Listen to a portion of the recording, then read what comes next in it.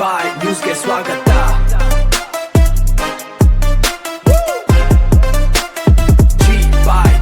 June 21ರಂದು ರಾಜಧಾನಿ ಬೆಂಗಳೂರಿನಲ್ಲಿ ಕಾಂಗ್ರೆಸ್ನಿಂದ ಬೃಹತ್ ಶಕ್ತಿ ಪ್ರದರ್ಶನ.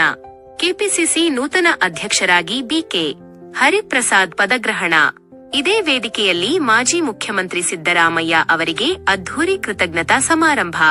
ಹೌದು, ಕೈ ಕಾರ್ಯಕರ್ತರಿಗೆ ಅತಿ ಹೆಚ್ಚಿನ ಸಂಖ್ಯೆಯಲ್ಲಿ ಭಾಗವಹಿಸುವಂತೆ ಶಿಡ್ಲಘಟ್ಟದ ಕಾಂಗ್ರೆಸ್ ಮುಖಂಡ ಪುಟ್ಟು ಆಂಜಿನಪ್ಪ ಕರೆ ನೀಡಿದ್ದಾರೆ. ಕರ್ನಾಟಕ ಕಾಂಗ್ರೆಸ್ನಲ್ಲಿ ಈಗ ಹೊಸ ಸಂಚಲನ ಸೃಷ್ಟಿಯಾಗಿದೆ. ಜೂನ್ 21ರಂದು ಬೆಂಗಳೂರಿನ ಅರಮನೆ ಮೈದಾನದಲ್ಲಿ ಕಾಂಗ್ರೆಸ್ನ ಒಗ್ಗಟ್ಟಿನ ಮಹೋತ್ಸವ ನಡೀತಾ ಇದೆ. ಈ ಬಗ್ಗೆ ಶಿಡ್ಲಘಟ್ಟ ನಗರದಲ್ಲಿ ಸುದ್ದಿಗಾರರೊಂದಿಗೆ ಮಾತನಾಡಿದ ಕಾಂಗ್ರೆಸ್ ಮುಖಂಡ ಪುಟ್ಟು ಆಂಜಿನಪ್ಪ ಕಾರ್ಯಕ್ರಮದ ಸಂಪೂರ್ಣ ರೂಪರೇಷೆಯನ್ನು ಹಂಚಿಕೊಂಡಿದ್ದಾರೆ. ಮುಖ್ಯಮಂತ್ರಿ ಡಿಕೆ ಶಿವಕುಮಾರ್ ಅವರ ನೇತೃತ್ವದಲ್ಲಿ ರಾಜ್ಯದಲ್ಲಿ ಕಾಂಗ್ರೆಸ್ ಸರ್ಕಾರ ಜನಪರ ಆಡಳಿತ ನೀಡುತ್ತಿದೆ. ಇದರ ಜೊತೆಗೆ ಪಕ್ಷದ ಸಂಘಟನೆಯನ್ನು ಮತ್ತಷ್ಟು ಬಲಿಷ್ಠಗೊಳಿಸುವ ಉದ್ದೇಶದಿಂದ ಹಿರಿಯ ನಾಯಕ ಬಿಕೆ ಹರಿಪ್ರಸಾದ್ ಅವರನ್ನು ಕೆಪಿಸಿಸಿ ನೂತನ ಅಧ್ಯಕ್ಷರನ್ನಾಗಿ ನೇಮಕ ಮಾಡಲಾಗಿದ್ದು, ಜೂನ್ 21ರಂದು ಅವರು ಅಧಿಕೃತವಾಗಿ ಅಧಿಕಾರ ಸ್ವೀಕರಿಸಲಿದ್ದಾರೆ.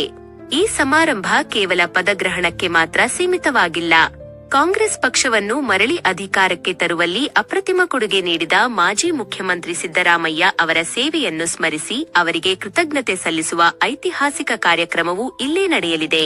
ಹೀಗಾಗಿ ಇಡೀ ರಾಜ್ಯದಿಂದ ಲಕ್ಷಾಂತರ ಕಾರ್ಯಕರ್ತರು ಮತ್ತು ಅಭಿಮಾನಿಗಳು ಬೆಂಗಳೂರಿಗೆ ಹರಿದು ಬರಲಿದ್ದಾರೆ.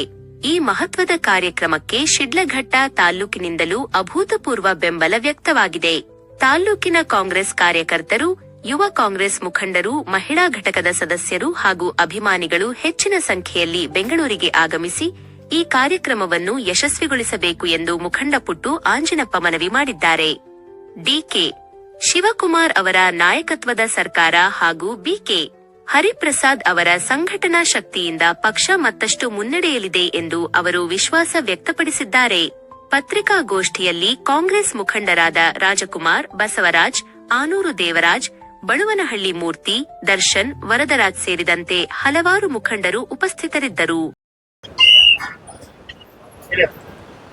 ಇದೇ ಭಾನುವಾರ 21ನೇ ತಾರೀಕು ನಮ್ಮ ಕಾಂಗ್ರೆಸ್ ಪಕ್ಷದ ವತಿಯಿಂದ ನೂತನ ಸಾರಥಿಯಾಗಿ ಆಯ್ಕೆಯಾಗಿರುವಂತಹ ಬಿಕೆ ಹರಿಪ್ರಸಾದ್ ಸಾಹೇಬರಿಗೆ ಒಂದು ರೀತಿ ಅಧಿಕಾರ ಹಸ್ತಾಂತರ ಮಾಡೋಂಥದ್ದು.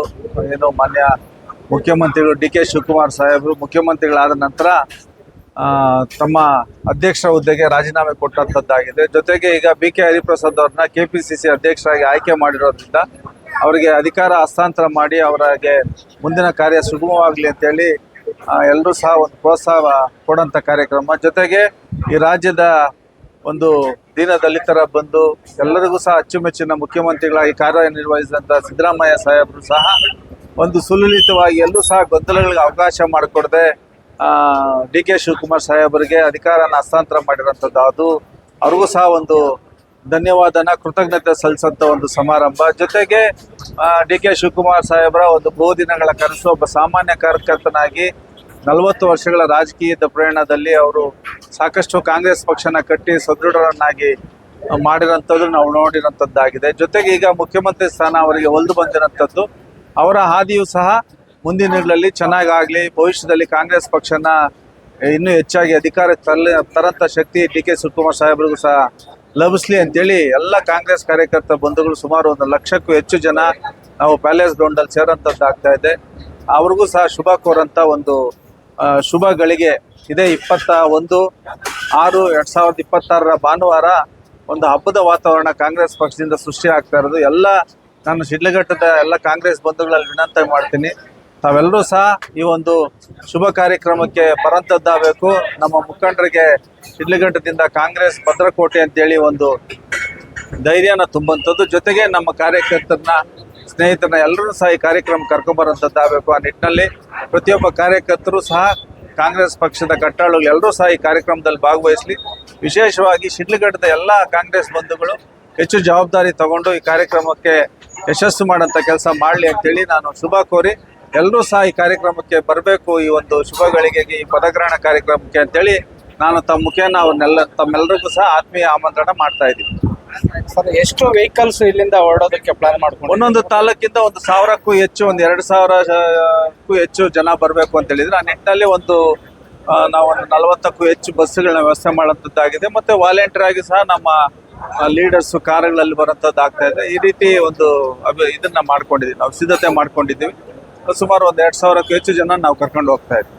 ಸರ್ ಈ ಕೆಪಿಸಿಸಿ ಏನು ಪದಗ್ರಹಣಕ್ಕೆ ಸೆಂಟ್ರಲ್ ಇಂದ ಅಂದ್ರೆ ನ್ಯಾಷನಲ್ ಇಂದ ಯಾರಾದ್ರೂ ಕೇಂದ್ರದಿಂದ ಯಾರಾದ್ರೂ ಬರ್ತಾರಾ ಸರ್?